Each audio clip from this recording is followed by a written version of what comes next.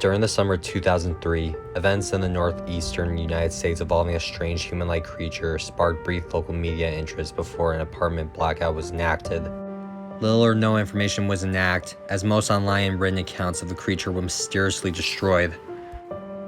Primarily focused in rural New York State and once found in Idaho, self-proclaimed witnesses told stories of their encounters with a creature of unknown origin.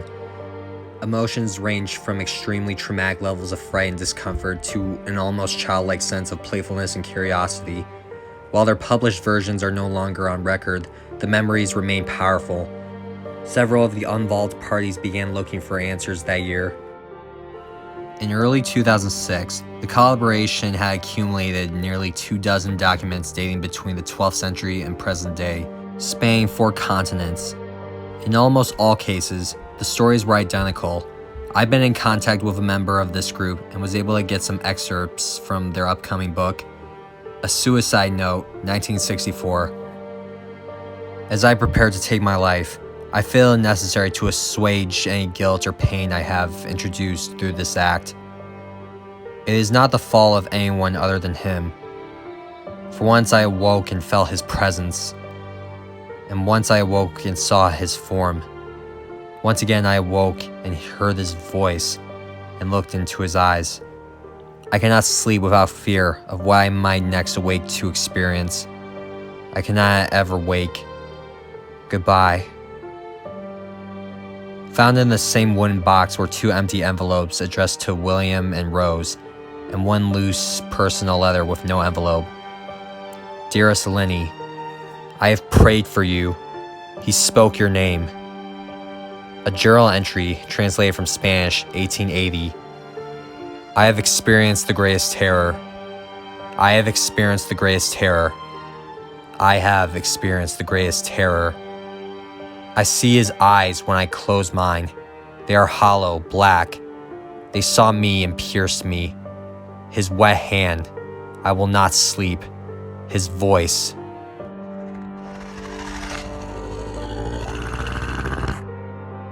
A Mariner's Log, 1691. He came to me in my sleep. From the foot of my bed I felt a sensation. He took everything. We must return to England. We shall not return here at the request of the Rake. From a witness, 2006. 3 years ago, I had just returned from a trip from Niagara Falls with my family for the 4th of July. We were all very exhausted after a long day of driving, so my husband and I put the kids right to bed and called it a night. At about 4 a.m., I woke up thinking my husband had gotten up to use the restroom. I used the moment to steal back the sheets, only to wake him in the process. I apologized and told him though he got out of bed. When he turned to face me, he gasped and pulled his feet up from the end of the bed so quickly his knee almost knocked me out of the bed. He then grabbed me and said nothing. After adjusting to the dark for half a second, I was able to see what caused the strange reaction. At the foot of the bed, sitting and facing away from us, there was what appeared to be a naked man or a large hairless dog of some sort. Its body position was disturbing and unnatural, as if it had been hit by a car or something. For some reason, I was not instantly frightened by it, and had but more concern as to its condition.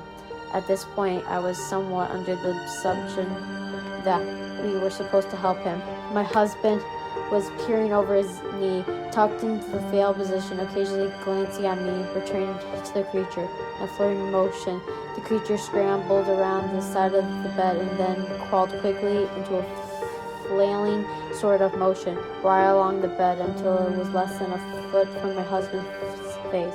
The creature was completely silent for about 30 seconds, or probably closer to 5. It just seemed like a while.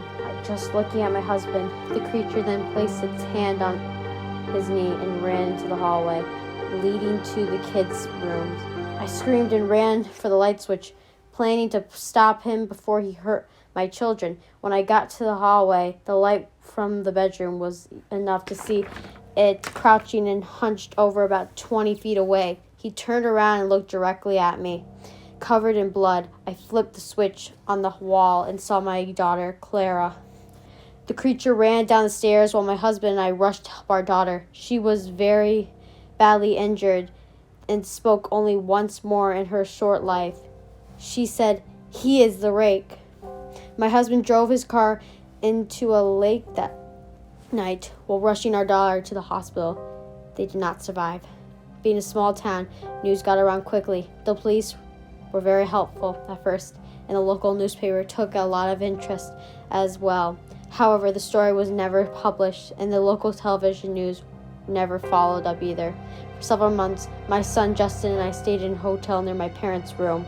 After we decided to return home, I began looking for answers myself. I eventually located a man in the next town over who had a similar story. He got in contact and began talking about our experiences. He knew of 2 other people in New York who had seen the creature we now referred to as the Rake. It took the 4 of us about 2 solid years of hunting on the internet and writing letters to come up with a small collection of what we believed to be the accounts of the Rake. None of them gave any details, history, or follow-up. One journal had an entry involving the creature in its first 3 pages and never mentioned it again. A ship's log explained nothing of the encounter, saying only that they were told to leave by the Rake. That was the last entry in the log. There was, however, many instances that were the creature's visit was one of the series of visits with the same person. Multiple people also mentioned being spoken to, my daughter included. This led us to wonder if the Rake had visited any of us before our last encounter. I set up a digital recorder near my bed and left it running all night. Every night for 2 weeks, I would tediously scan through the sounds of me rolling around my bed each day when I woke up. By the end of the second week, I was quite used to the occasional sound of sleep while blurring through the recording at 8 times the normal speed.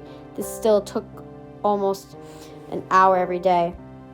On the first day of 3rd week, I thought I heard something different. What I found was a shrill voice. It was the Rake. I can't listen to it long enough to even begin to transcribe it. I haven't let anyone listen to it yet. All I know is that I've heard it before, and now I believe that it spoke when I was sitting in front of my husband. I don't remember hearing anything at the time, but for some reason, the voice on the recorder immediately brings me to that moment.